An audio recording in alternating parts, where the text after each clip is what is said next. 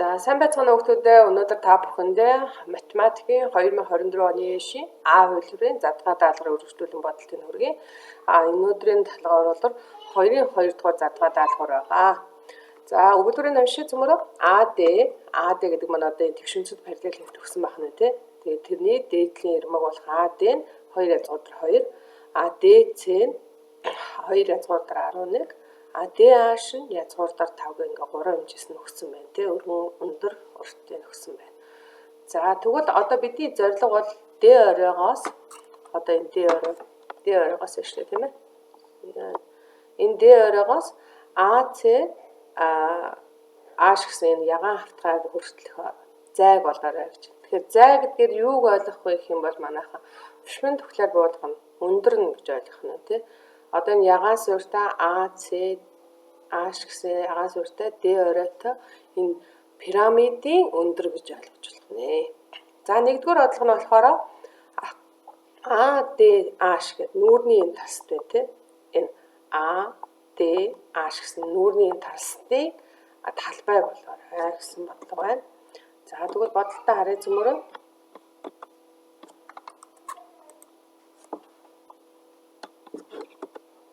За бодолтыг харъя. За энэ нүүрний тасны энэ ADH гэдэг гурвалж маань тэгшинцэд гурвалжин байгаа. Анзаарч байгаа хэрэг тийм ээ. Тэгшинцэд параллел хэвтгсэн учраас. Тэгэхээр нэг качт нь 2 язгуур 5, нөгөө качт нь 2 язгуур 5 байгаа юм чинь. Тэгшинцэд гурвалжин талбайг болохдоо 2 качтын хооронд нэмжүүлээ 2 тувааддаг тийм ээ. Тэгэхээр 5 язгуур 5 язгуур 5 өгсөөр 5 болно. Тэгээ 2 туваахаар энэний талбай маань яах нь 5 гарах нэ. Тэгэхээр манай А маань 5 байх нь. 5. За дараа нь биднээс ингэсэн байсан. А Д H C гэсэн эзэлхүүний ноолоор гэж. За тэгэхээр энэ пирамидыг бол нөгөө нэг тэгшинцэд энэ D орой дээр бол тэр 3 тэгшинцэд уулзж байгаа учраас энэ суурь нь A D H гэсэн тэгшинцэд гурвалж суурьтай. Өндөр нь D C өндөртөө пирамид гэж ойлгож байна. За тэгэхээр пирамидын эзэлхүүнийг яаж олдог вэ гэх юм бол суурийн талбайг өндөрөөр үржүүлээд 3 туваадаг. За тэгэхээр манай эзэлхүүн маань бол суурийн талбайг дөнгөсөн 5 гэж болчлаа тий. Өндөр маань болохоор 2 язгуурын дор 11 байна. Тэрийг үржүүлээд 3 туваах. Тэгэхээр 2 5-ыг 10 язгуурын дор 11-ийг хуваах нь 3. Тэгэхээр манай хариуд маань болохоор 3-ны 10-ыг өчгөн BC гэсэн. Тэгэхээр манай BC маань бол яах нь 1 байх нэ. Тэгэхээр BC маань 11 гэдэг туваах нь тий. За 2 дугаар бодлогыг харъя. 2 дугаар бодлого маань болохоор AC болоо гэсэн. AC гэдэг маань энэ нөгөө нэг дээд талсын дигнал тий. AC гэдэг нь дээд. Тэгэхээр энэ дигналаа бас ингээ харах юм бол ADC гэсэн тэгшинцэд гурвалж байгаа гэж байна. ADC маань тэгшинцэд гурвалж. Тэгэхээр энэ тэгшинцэд гурвалжны 2 кат нь 2 язгуур 5, 2 язгуур 11 гэсэн гифтнүүд нь AC. Тэгэхээр энэ дээр пифагор очих нь тийм ээ зөмөрөө. AC пифагор гэдэг маань тэгшинцэд гурвалжны тэгшинцгийн эсрэг талын квадрат буюу AC-ийн квадрат тэнцүү 2 катуудын квадратыг нийлбэдэг. Тэгэхээр 2 кат нь 2 язгуур 5, 2 язгуур 11-ийн квадрат байна. Эндээс AC-ийн квадрат маань язгуур 5-ын квадрат чинь 5, 2-ын квадрат чинь 4 гээд 2 5 4 2-ын 4 5-ын 20 гээд нэмэх нь 44 гээд үзэнгүүт AC-ийн квадрат маань яах нь 64 гарч байгаа. Тэгэхээр эндээс AC маань нэмэх хасах 8 гарах боловч нөгөө нэг геометр учраас зөвхөн нэмэх хариуг авч байгаа тий. AC маань 8 байх. Тэгэхээр эндээс зөв хариу D маань 8 гэж гарч ирэх нэ. За 2 дугаарт маань бас ингэж болсон. За үүний адилаар ACH гэсэн. ACH гэдэг маань нөгөө нэг манай ягаан тастай тий. ACH гэсэн гурвалжны талуудыг нь CH-ыг нь яг саяны хажуурмаар болонгууд 7 AH-ыг яг саяны журмаар болгох 5 гэдэг өгсөн бэ. Цаанаас нь өгчөж тий. Тэгэхээр энэ гурвалжны маань 3 тал мэдэгдэж байна. ACH гэдэг гурвалжны 3 тал нь 8 7 2 байх нь.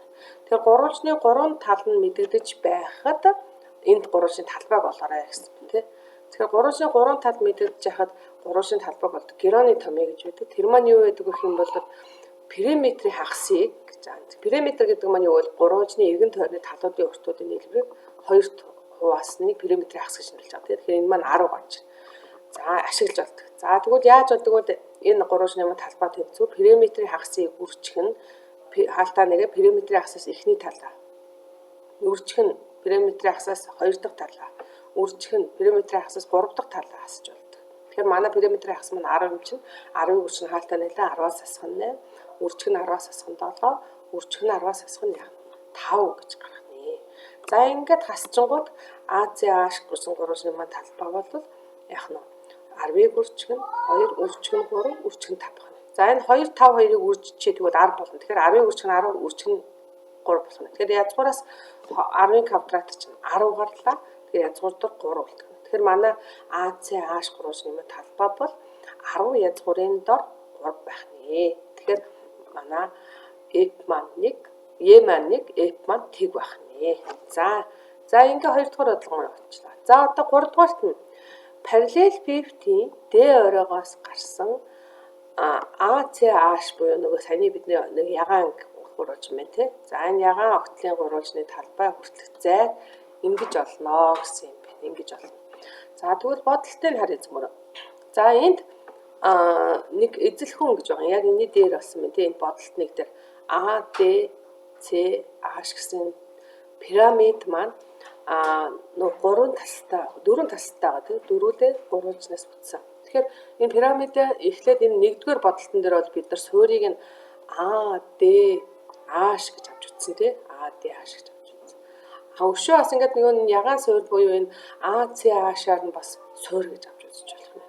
Тэгэх юм бол орой маань Д орой болчихно гэсэн. За тэгвэл Д оройгоо чинь пирамидын түүнийг яаж олдог вэ? Суурийг өндрөөр үржүүлээд 3 баг тий суурийн талбай. Гэтэл бид нар бол энэ бодолтныг дээр бол 10 язгуурын дор 11-ийг хуваах нь 3 болцсон. Тэгвэл суурь нь юу болж байгаа вэ? Өөрөөр хэлбэл одоо өөр эзлэх нь болох гэдэг шүү дээ. Суурь маань АЦАш гэсэн гурвалжин байна тий. АЦАш гэсэн гурвалжны талбайг за нөгөө бидний олох гээд зориод байгаа Д оройгоос татсан өндөр Ашийг үржүүлээд 3 тугаасантай яах нь. Тэгэхээр энэ хоёр маань хоорондоо яах нь. Тэгэхээр нэг битийн эзлэхний хоёр өөр арга болж байна шүү дээ. Хоёр өөр. Эхнийх нь болохоор яах нь АДАшаа суурь гэж үзээд бодолт нэг дээр 10 язгуур дор 11-ийн хуваах нь 3 болсон. Нөгөө талд нь бол АЦАш гурвалжнаа суурьгаа үзвэл тэрний талбайг өндрөөр үржүүлээд 3 байх нь. За тэгтэл бидний АЦАшиг бол өмнө бодолт 2 дээр 10 язгуурын дор 3 болцсон байгаа. За тэгэхээр энэ хоёр маань тэнцүү бол таах. За эндээс 13-13-аар үржүүлчихвэл юу болох вэ гэх юм бол язгуур дээр 11-ийг үржих нь Ашиг үржих нь язгуур дээр 3 бол таарах нэ. За эндээс Аша бид нар зорилго маань Ашиг болох гэдэг шүү. Тэгэхээр Ашиг болоход бол энэ язгуур дээр 3-аар ийш нь хувааж өгнө тийм ээ. За гэтэл нөгөө язгуур дээр 3-аар хувааж өгөхөд хуваарь 90 астилтай тоо байж явах болдгоо. Тэгэхээр язгуур дээр 3-аар дахиад үржүүлж хувааж өгнө гэсэн. За тэгэнгүүт язгуур дээр 33-ыг хуваах нь 3 гэж гарах нэ. За юу гэсэн үг бол язгуур дор 3 маань энд Ашиг үржиж байгаа хөршөө оройхоо хуваахаар язгуур дор 11 хүн язгуур дор 3 буюу хуваарь зэрэгсэлтэй тоо байж 30-аас язгуур дор 3-аар үржүүлээд хуваагаад өгөхөнгөд язгуур дор 33-ыг хуваах нь 3 гэсэн хариу гарах нь. За ингэвэл манай хариу маань GH 3-ны 1 үржих нь язгуур дор GH байгаа тийм. GH 2 маань хоёулаа 3 байх нэ. За ингээд бодолтыг ойлгосон гэж найдаж байна. Жаахан хурдан ярьсан бол зогсоож байгаа яах нь бодолтой харж үзээрэй хүүхдүүдээ. За дараагийн удаа цөмөрөө 2-ын 3, тэрний дараа 2-ын 4-гээд 2024 оны маань бодолт яах нь ингээд дуусгах нэ.